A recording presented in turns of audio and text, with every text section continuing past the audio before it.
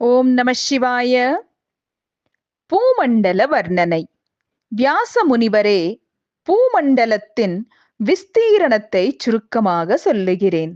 அது ஜம்புத்தீவு, பிலக்ஷத்தீவு, சான்மலித்தீவு, சூசைத்தீவு, கிரௌஞ்சத்தீவு, புஷ்கரத்தீவு, சாகத்தீவு என்ற 7 தீவுகளாய் உவர்நீர்க்கடல், கருப்பஞ்சாற்றுக்கடல், தேன்கடல், நெய்க்கடல், தயிர்க்கடல், பாற்கடல், சுத்த நீர்க்கடல் என்னும் 7 சமுத்திரங்களால் சூழப்பட்டுள்ளன. அவற்றில் ஜம்புத்தீவு எல்லா தீவுகளுக்கும் நடுவில் உள்ளது. அதன் மத்தியில் பொன்மயமான மேரு பர்வதம் பூமியில் 10,000 யோசனை வேரூன்றியும் 84,000 யோசனை உயர்ந்தும் உள்ளது. மேருமலையானது பூமியான தாமரை மலருக்கு ஒரு மொட்டு போல விளங்கும்.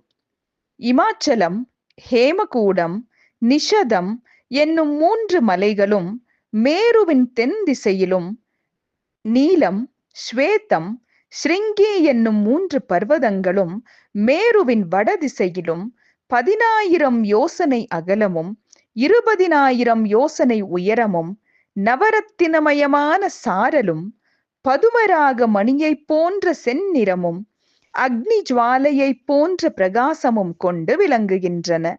மேருவின் தெற்கு பக்கத்தில் பாரதம், கிம்புருஷம், ஹரிவர்ஷம் என்னும் 3 நாடுகள் உண்டு.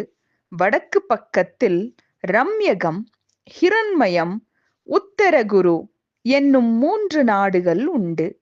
இவ்வர்ஷங்கள் ஒவ்வொன்றும் 9,000 யோசனை பரப்பளவு உள்ளவை. நடுவிலுள்ள இலாவிரத கண்டத்தின் மத்தியில் மேருமலை மிகவும் உன்னதமாக இருக்கும். மேருவின் கிழக்கில் மந்திரமும், தெற்கில் கந்தமாதனமும், மேற்கில் விபுலமும், வடக்கில் சுபார்ஸ்வமும் ஆக 4 மலைகள் 4 புறங்களிலும் நின்று 10,000 யோசனை அகலமும் 9,000 யோசனை உயரமும் கொண்டு அம்மேருவுக்கு உறுதியாக விட்கம்ப சைலங்களாக நிற்கின்றன. இம்மலைகளுள் மந்திரகிரியில் கடப்ப மரமும், கந்தமாதனகிரியில் ஜம்பு விருட்சமும், விபுலகிரியில் அரச விருட்சமும், சுபார்ஸ்வகிரியில் ஆலமரமும் விளங்கும். இம்மரங்கள் 1000 யோசனை விஸ்தீரணம் உடையன.